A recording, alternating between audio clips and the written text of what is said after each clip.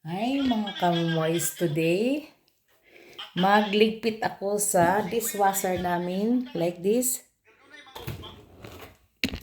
Ito pala. This at naminaw ako ng DYHP mga kamoys.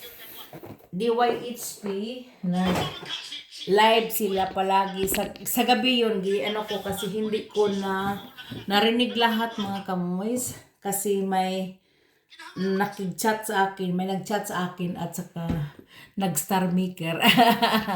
Nag-star maker. Kumusta na kayong lahat mga kamoys? Ako, okay? Wala, na-off. Na-off pala. Na-off pala. Na-off ko mga kamoys. Nabuang. May naunta ko sa DYHP. Karong na-off noon ako. Ako unta to, pahinayan ba? Pahinayan. Karon na-off noon. So nara. Mga saba si Attorney Rofel. Si Attorney Rofel yung station manager sa DYHP sa Cebu. Ako mga kamis, nag-subscribe ako pahinayan. Nag-subscribe ako para manood ako na mga live news galing sa Philippines, sa Cebu. At saka yung Baguio especially na ano ko yung mga kamoys ang coverage sa DYHP. Nakita ako sa Bagyong Tino. Lahat everyday mga kamoys. Everyday in my life here in Germany, I'm looking DYHP. Since yung before Bagyo mga kamoys, nag-subscribe ako sa kanila para marami ding makatingin, manonood dito sa Europe, sa mga friends ko lang, no? Kasi ko sa, nag-subscribe ako. Yung din ni Father Shiano mga kamoys, yung misa. Manood lang kayo sa akin, sa TV ko. Doon kayo manood mga kamoys at saka pwede na kayo attend ng misa through online mass. Palagi akong before I wake up in the morning, manonood ako ng misa ni Father Shiano. Ito ang ito ang devotion ko mga kamoys. Basta sa gabi na yon mga kadlawon, sa umaga very early in the morning dito sa Germany, sa atin is mass yun sa mga kadlawon. So dito is afternoon, doon sa atin is very early in the morning. I don't know, alas 6 sa atin siguro sa Pilipinas. Dito, alas 12, pwede ako makatingin, manood na. At saka i-share ko yun. I-share always. I will share and likes always. Para nakatulong din ako sa church sa Pilipinas mga kamoys. At saka, ito ang pagligpit ko mga kamoys. Yung mga yung basa pa na hindi natuyo, trapuhan ko kunti. Pero uga na yun mga kayo, tuyo na ang dishwasher pag kagabi na yun, gihugasan ko at saka gi-open kunti para hungaw ang iyahang kasi may yun siya mga kamoys kanang murabag ka ng singot o kanang kay init manggod inig. Ang 110 is like cooking but may pa dito pinaka-hot pa mga kamoys kung gusto ninyo yung dumi, mga fats pwede i-on mo ng very warm, very hot, 160 or 140 pwede. Pero sa akin 110 lang, 110 degrees. 100 degrees. 1 hour and like that. 1 hour and a half. I-sets ko. Pero may 2 hours nito kung gusto ninyo.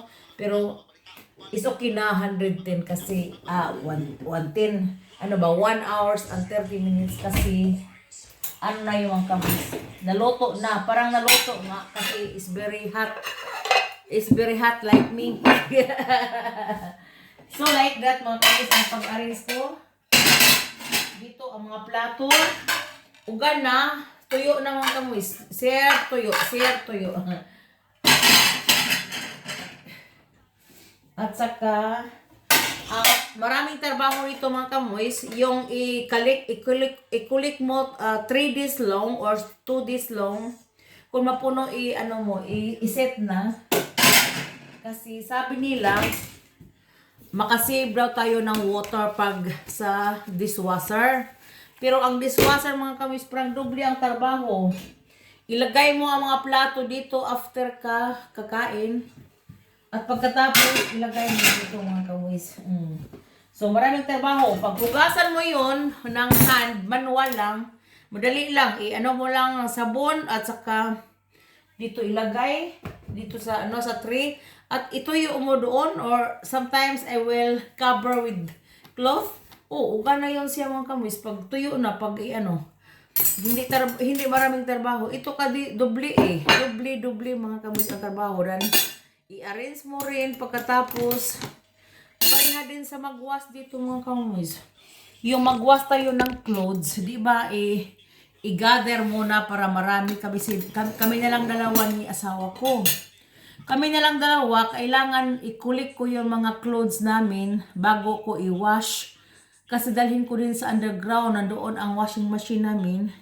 Since namatay si Lola o si parents-in-law ko, ang bathroom nila noon nandoon ang washing machine. Pero ngayon, in my time, nawala sila, girenovate yun naming bahay, ditong bahay lahat. At saka, giano ko ang washing machine sa underground. Nagpagawa ako ako ang nag dito mga kamoys. Ang asawa ko palo-palo. Ako ang nagplano anong gagawin. Yung terrace namin. Mag-follow lang yung si asawa ko pag anong isabi ko, pero trabaho din ako. I'm not defending always my husband. I have also money, no? At saka yung pag-renovate namin mga kamoys, I will tell you, pag-renovate namin sa bahay na ito kasi sirang-sira na talaga, hindi na-renovate ni Opa at ni Oma kasi past 90 na din sila, no? At saka wala na yung silang hindi nila gusto mag-renovate kasi matanda na sila. Mag-wait na lang daw sila, mamatay sila, kami na ang magpa-renovate. Totoo nga. Nag-save lang si asawa ko ng pera at saka may namana din kunti si asawa ko, pero gipalit namin ng aparador o mga aparador ba kasi yung mga aparador nila is mga luma ng mga kamoys after kupong-kupong na yon. Sa time ba nila yung kinasal sila, so sa time namin nga ikinasal kami ni Renhard, wala na yung mga kamoys. Pag-transfer namin dito, kami panibago din. Kasi how many years kami gikasal ni Renhard?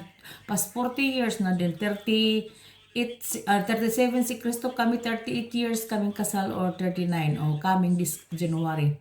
At saka yung mga aparador, pagdating ko dito sa Germany, may apartment kaming maliit. Pinaayos nga ni Renhard. At saka, lahat may kurtina, lahat mga bago ang niya.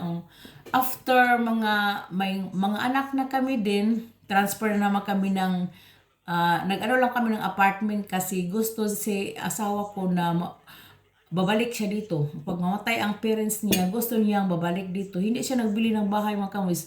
But, he has money sa bangko. Hindi siya pobre noon. Pagdating ko dito, wala siyang auto, pero may money siya mga kamoy sa bangko. I know that. Kasi nagbigay siya ng pera para sa yung kalahati pala ditong bahay mga kamoy, kailangan mag-share sa silang dalawa lang silang magkapatid, no? I will tell you na mag-share sila sa bahay nito. Nagbigay siya ng yung kalahati sa bahay dito mga kamoys. Yung dito.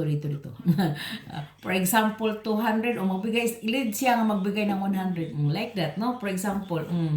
So, ngayon, ang pag-renovate na naman, gasto din kami mga kamoys. Mas malugi pa kami kasi matagal pa hindi kami nakatira. At saka ngayon, pag-renovate, rin kami, nakautang kami pero that is parang pag-ibig fund sa atin, yung mura-mura ba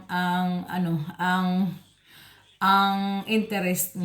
Nakautang kami ng Hindi lang ako magsabi, basta kay na-renovate namin ang new door. So like this, I will tell you na. Yung video ko, mahaba, okay. Dito, bago yun mga kamoys, bago yung sa 2020, during COVID, na-renovate namin at saka mga bagong heater. Basta ang binagyo namin is itong bagong door dito sa patungo sa sala. At saka, ito mga kamoys, yung mga new Pinstar, new windows. At saka ito ding ano namin sa sala, yung malaking heater, body sa heater ito. Hindi siya on mga kamoys kasi kunti lang. At saka I will close kasi I will close mga kamoys.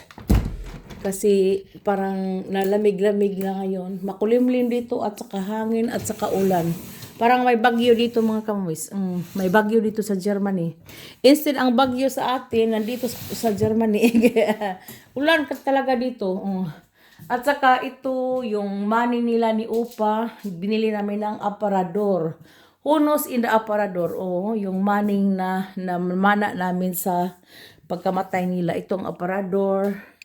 Yung pag-renovate, basta renovate namin lahat dito sa ito. Itong couch namin, that's the money from yung namana ni asawa ko before sa 2020. Nabili na yun ng mga aparador mga kamis. Aparador sa kusina, hindi. So, dito sa sala at saka sa sleeping room lang namin ang binago namin na aparador. Aparador. Yeah, Honos in the aparador. At saka itong couch. Couch is, this is wild leader. Hindi yun pwede mawaswasan mo yan mga kamoys. At saka palagi nakaupo si asawa ko dito pag mananood ng TV. Dito siya mga kamoys. Ito ang niya, place niya. A warm place for him. Ito ang nagawa namin din. Renovation inside the house. Lahat ang mga walls at sa mga sahig, ang nagawa sa sahig mga kamoys si asawa ko. Yung laminate, siya ang nagawa nito.